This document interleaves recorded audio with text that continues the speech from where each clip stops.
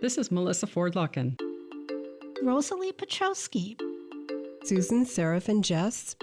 Editors for the Washington Square Review. Washington Square On Air Showcases the poetry and fiction of the latest edition of LCC's literary journal, the Washington Square Review, read by the poets, authors, and editors themselves.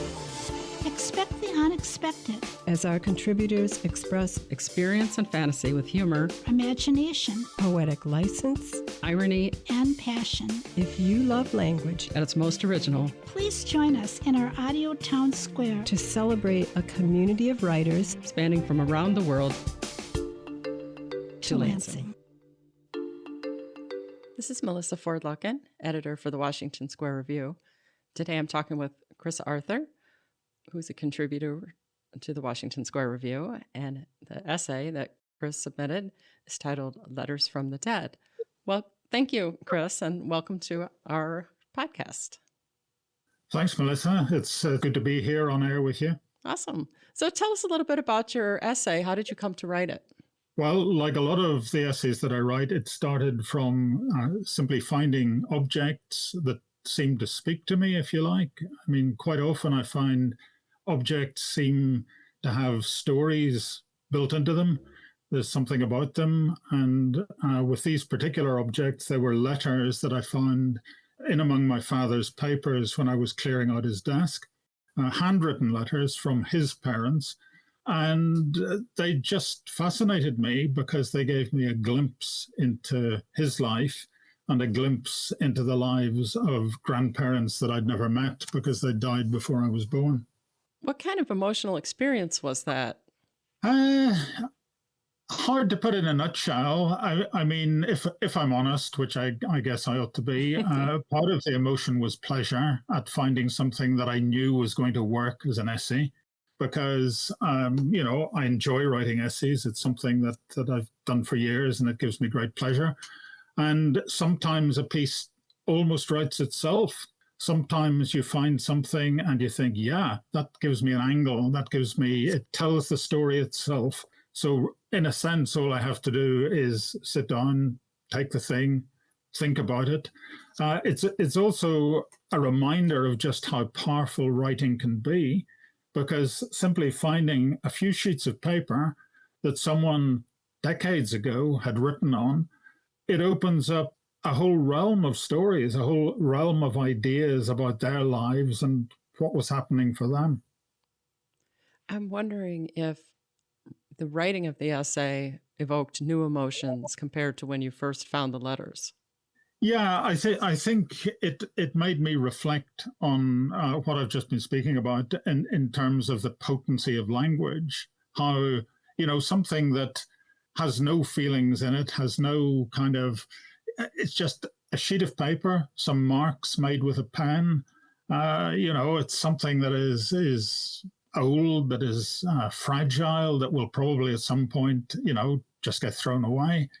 But it spoke to me in that moment, and it said something not just about that time in history and not just about those specific lives.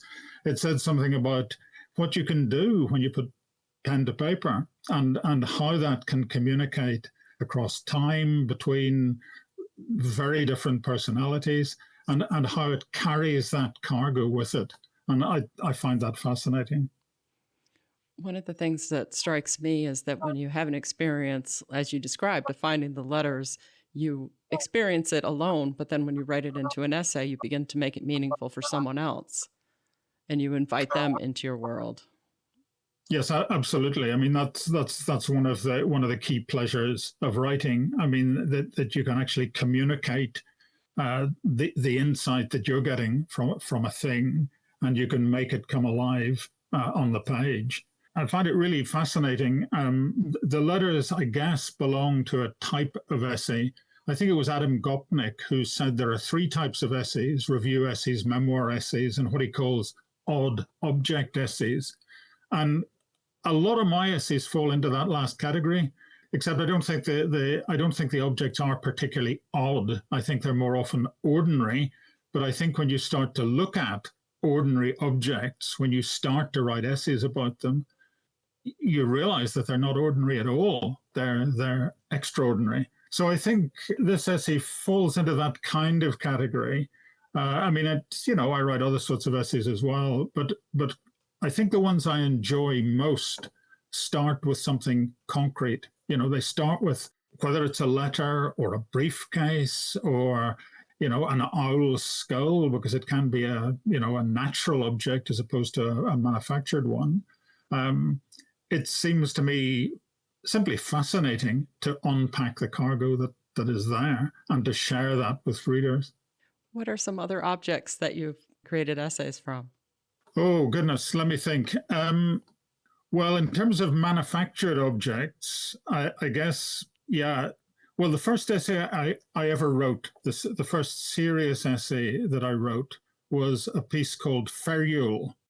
And Ferule was, its point of departure was the ferule at the end of my father's walking stick, a small metal cap that protects the wood when you put it on the ground. And yeah, that essay actually, if I can sort of, I don't know, maybe this is a slight digression, but it was the first essay I wrote, and I had a piece of beginner's luck with that, because the first journal I offered it to said yes, and it got published, and I got paid for it. And on the basis of that, a literary agent contacted me and said, "Oh, I'm quite interested in what you do." That was just an interesting. I sometimes wonder what would have happened if that editor had said no. Things might have turned out very differently. But as well as that, I've written about old books, briefcases, cigarette box, a Japanese temple bell. That was an essay I very much enjoyed writing as well.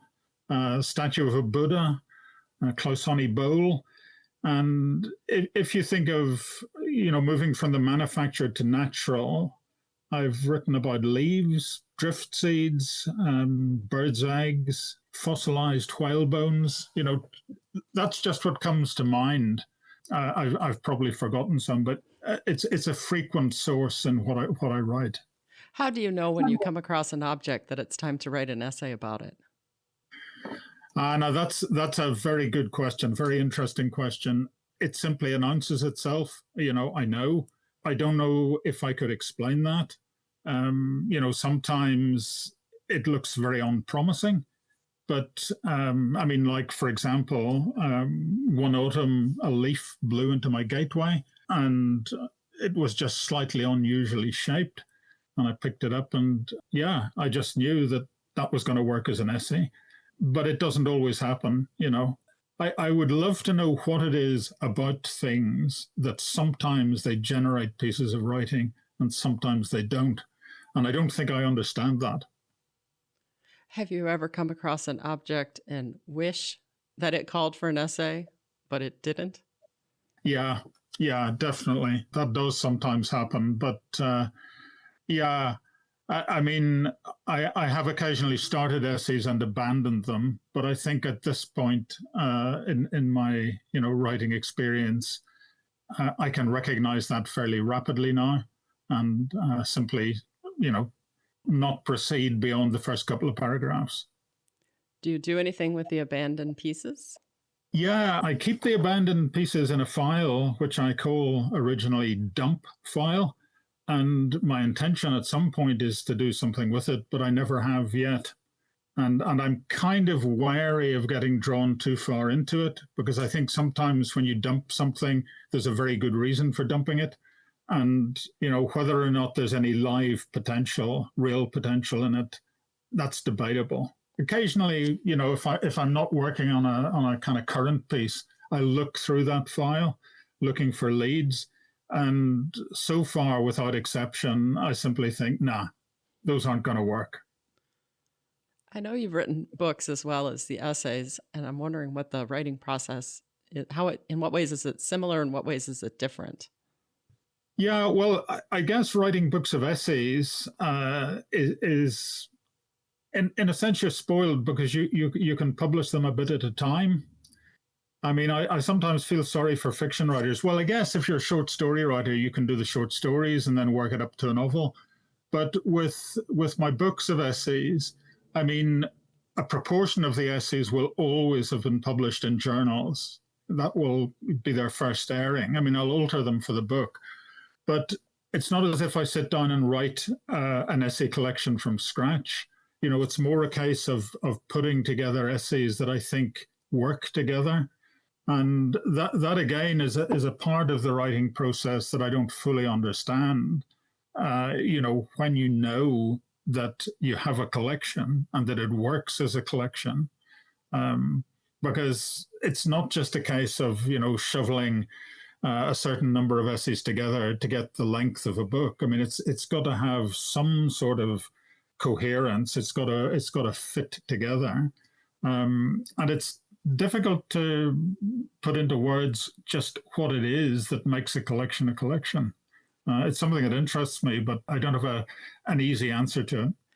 Maybe if you did have an answer, it wouldn't interest you anymore. Yeah, that's a good point. You're probably right. If I had an answer, I would probably put together a book that I didn't really want to write. Yeah, so I hope that you don't get the answer in that case. It sounds like there's a lot of intuition involved and honoring your own intuition. And that can be tough because other people sometimes will want to offer you insider feedback. And it sounds like you really just is an intuitive process for you. Yeah, I mean, I think intuition it plays a big part in it, but I mean, I do listen to what people say. If people are offering advice. I mean, I have learned a lot about writing from feedback from readers and from comments that editors have made and that kind of thing. So I mean, I'm open to that, but nobody has said anything so far that has led me to understand the kind of dynamic of putting together a collection. That's something that I do very intuitively. You mentioned feedback from readers and editors. Talk a little bit about that. Yeah, well, I mean, some of the writers that I know claim not to read reviews and claim not to be particularly interested in what readers say, and go back to the kind of old thing that writers are really only writing for themselves. And I mean, I understand that. I mean, part of me is writing for me, but part of me is definitely not. I mean, I'm extremely interested to hear what people think when they read a piece of mine. I mean, sometimes, of course, if it's an editor, they have very particular things that they want to say in terms of whether a piece fits their journal. But I think the feedback that I enjoy getting most is the kind of out of the blue feedback from a reader I've never heard of, who just gets in touch, the joy of email, just gets in touch and lets me know that something that I've written has touched them. It has moved them and it has meant something to them. And they've taken the time and the trouble to get in touch and say something about that. And I find that enormously encouraging. I mean, it's kind of, I think writing needs to be read. It needs readers. Reading and writing. It's like the kind of two beats in the heart, the systole, diastole. Reading and writing. So that's really special if readers do get in touch and let me know how an essay has affected them. Yeah, I agree with that because it shows you how important it was to them that they would take the time to find you and find a way to get in touch and let you know. Yeah, exactly. So it sounds like the feedback that you get from the readers serves a different purpose than the feedback that you get from editors. Yes, I think that's true. Mm-hmm. Yeah, that's true. I mean, one of the things I value about feedback from editors is the way sometimes they suggest cuts that I wouldn't have thought of myself, and occasionally very radical cuts. Like an 8,000-word essay, they say, well, actually, we could do this in 6,000, and how's about doing it this way? And although I'm quite resistant to losing that degree of what I've written, I am deeply impressed by the skill of some editors who can make it work. And I like to think I've learned a bit about that from, one of the things I like to do is send work out to a whole range of journals. I enjoy doing that. I enjoy publishing in different places. And part of the enjoyment stems from the interaction I've had over the years with a whole variety of editors giving all sorts of different bits of feedback. Mm-hmm. Yeah. And so each journal has a different approach to the way they put things together and the sorts of things that they look for. And that can be really helpful for people that are interested in submitting to keep that in mind. Absolutely. I mean, so, some places are happy to take things exactly as you send them, and that's nice. But some editors take a much more well, let's work on this together. We wanted to kind of fit the mission of our journal, and we wanted to fit this particular format. Occasionally, that can be irksome, and if it's very irksome, I will never darken their door again. But more frequently, it's helpful, and it allows me to stand back from my writing and see it the way someone else sees it, and someone who is, expert in the business of putting together the written word. Hmm. Yeah. You mentioned being a fellow with the Royal Literary Fund. Can you tell us a little bit about that? Yeah, well, the Royal Literary Fund, a fascinating organisation based in London, and it's a charity that exists to support writers. Part of its charitable function is simply, being there to help writers who are in need, who are in financial distress. And they have a whole scheme that has helped writers over the years, including some very, famous names. But they also run, in addition to their charitable work, they run something called their fellowship scheme, where they will appoint writers as fellows for a period of 1, 2, or 3 years and place those fellows for a couple of days a week into one of the universities in the UK that is cooperating with the scheme. And the idea is that professional writers have something to offer students. Students are charged with writing essays, projects, assignments, dissertations. And the Royal Literary Fund took the view that the standard of writing in Britain at universities was a little bit, not as good as it could be. They came to that view some years ago, and they thought, well, how can we help? And they decided they could help by placing writers into the universities and outside of the kind of academic, assessment system, just being there and allowing students to book time to come and see them and talk with them about their writing.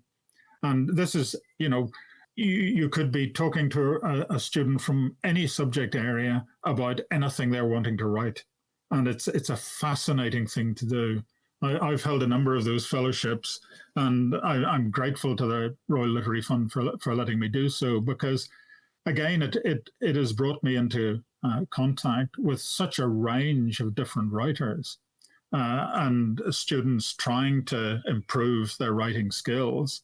And I like to think that I've been helpful to them, but they've also been helpful to me, because in talking with students about writing, and in making suggestions about, how they can improve a piece, how they can improve their writing practice, I mean, that actually helps me to think about how I write and hopefully to make some improvements too.